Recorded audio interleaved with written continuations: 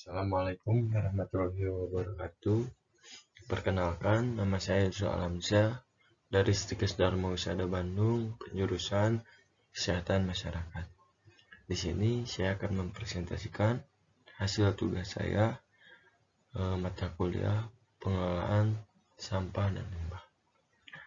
Di sini saya akan membahas mengenai pengelolaan sampah domestik industri.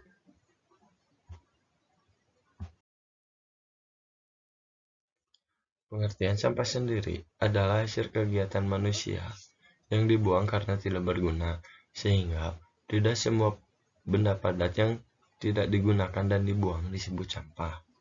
Sektor industri menjadi salah satu bertambahnya sampah domestik, sejalan dengan perkembangan pembangunan fisik dan pertambahan penduduk yang cepat, namun tidak diikuti oleh peningkatan sarana dan prasarana yang memadai. Akibat dari pencemaran tersebut, keseimbangan lingkungan terganggu, misalnya terjangkitnya penyakit menular. Berikut adalah jenis sampah berdasarkan sifatnya. Yang pertama ada sampah organik. Sampah organik adalah sampah yang dapat membusuk dan terurai sehingga bisa diolah menjadi kompos. Misalnya, sisa makanan, daun kering, sayuran, dan lain-lain. Yang kedua adalah sampah anorganik. Sampah anorganik sendiri adalah sampah yang sulit membusuk dan tidak dapat terurai. Namun, sampah anorganik dapat didaur ulang menjadi sesuatu yang baru dan bermanfaat. Misalnya, botol plastik, kaleng, dan lain-lain. Nah, selanjutnya adalah jenis limbah industri. Yang pertama ada limbah cair. Limbah cair merupakan limbah dengan wujud cair yang dihasilkan oleh kegiatan produksi dalam satu industri. Limbah ini biasanya dibuang di selokan, sungai, atau bahkan laut. Limbah cair memiliki berbagai kandungan berbeda, tergantung dengan produksi industri yang dilakukan. Yang kedua adalah limbah padat. Limbah padat dihasilkan oleh proses pengelolaan sampah dari kegiatan industri dan tempat-tempat umum. Limbah industri padat dapat berupa limbah organik maupun limbah anorganik. Buangan sisa dari hasil kegiatan industri yang tergolong ke dalam limbah padat tidak hanya sisa produksi yang benar-benar memiliki wujud padat, karena lumpur atau bubur juga tergolong ke dalam jenis limbah padat. Ketiga adalah limbah gas. Merupakan sampah hasil buangan dari kegiatan industri yang berwujud molekul gas. Molekul gas akan menjadi limbah jika memiliki jumlah yang berlebihan atau melebihi standar.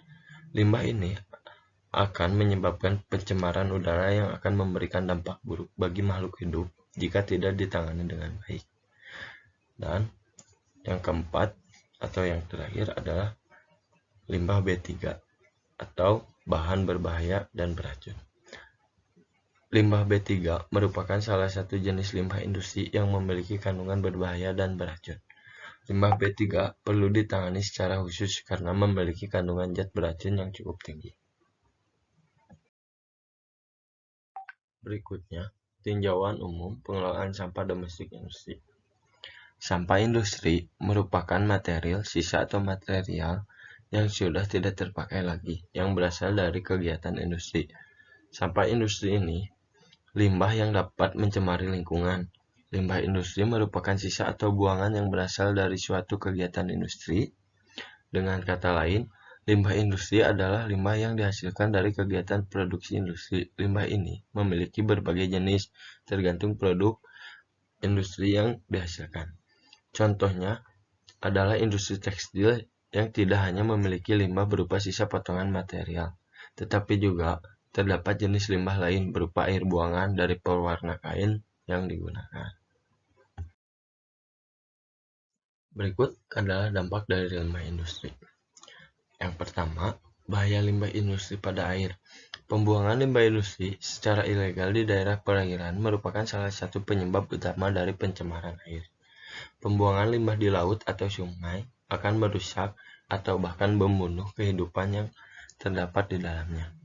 Hal tersebut dapat terjadi akibat tingginya kadar BOD dan COD dalam limbah yang akan merampas sumber oksigen di laut atau sungai. Material kasar yang berasal dari limbah juga akan menyebar dan dapat menimbulkan bakteri atau virus yang berbahaya. Yang kedua, bahaya limbah industri pada udara. Limbah industri dapat menghasilkan gas beracun dengan bau yang tak sedap, yang akan mencemarkan udara dan menyebabkan gangguan pernapasan. Bahaya gas yang dihasilkan oleh limbah industri akan lebih mudah dirasakan oleh lansia, anak di bawah usia 14 tahun, dan seorang dengan penyakit bawaan. Dan yang terakhir adalah bahaya limbah industri pada tanah.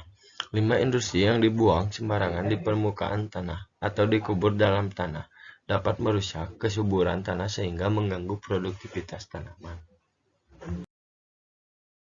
Selanjutnya, pengelolaan limbah industri. Yang pertama, pengelolaan limbah cair. Pengelolaan limbah cair dibagi menjadi 3 cara, yaitu pengelolaan secara fisika, pengelolaan secara kimia, dan pengelolaan secara biologi. Yang kedua, pengelolaan limbah padat.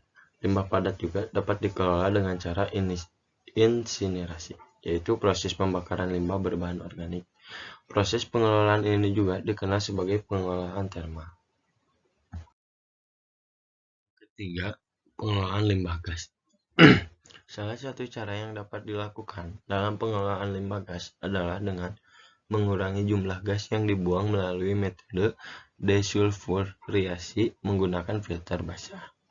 Cara lain yang dapat dilakukan untuk mengelola limbah gas adalah dengan menerapkan metode fase gas untuk menyamarkan bau tak sedap dari gas yang dikeluarkan. Dan yang terakhir adalah pengelolaan limbah B3. Limbah B3 memiliki 3 cara yang dapat dilakukan dalam proses pengelolaannya, yaitu pengelolaan secara fisika, pengelolaan secara kimia, serta pengelolaan secara biologi. Berikutnya, aspek low carbon emission atau yang biasa kita singkat dengan LCE. Yang pertama, pemilihan dilaksanakan dengan memisahkan jenis limbah organik dan limbah anorganik serta limbah yang bernilai ekonomis.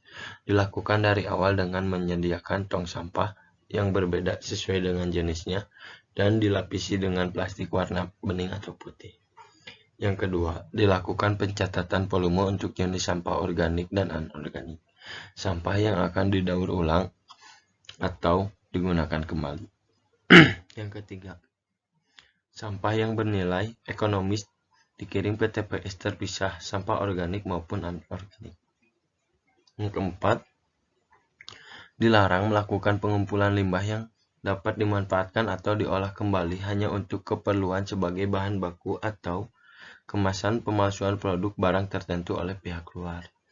Dan yang terakhir, untuk limbah padat domestik yang termasuk kategori limbah B3, maka harus dipisahkan dan dilakukan penanganan sesuai dengan persyaratan penanganan limbah B3.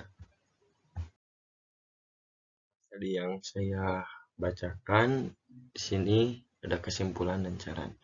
Untuk kesimpulan sendiri, jadi sampah bagian besar dari usaha, terutama di daerah industri seperti pabrik. Sampah apabila ditangani secara baik dan benar dari sumber sampah, maka akan menimbulkan masalah terhadap kesehatan, sosial, ekonomi, dan keindahan. Salah satu sumber sampah terbesar yaitu dari limbah industri.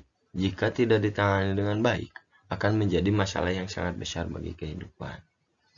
Untuk sarannya, bagi para pelaku industri atau pemilik pabrik, harus benar-benar mengetahui bagaimana cara pengolahan sampah industri dengan benar. Mungkin sekian presentasi dari saya. Maaf bila masih banyak kesalahan. Wabillahi taufiq wal hidayah. Wassalamualaikum warahmatullahi wabarakatuh.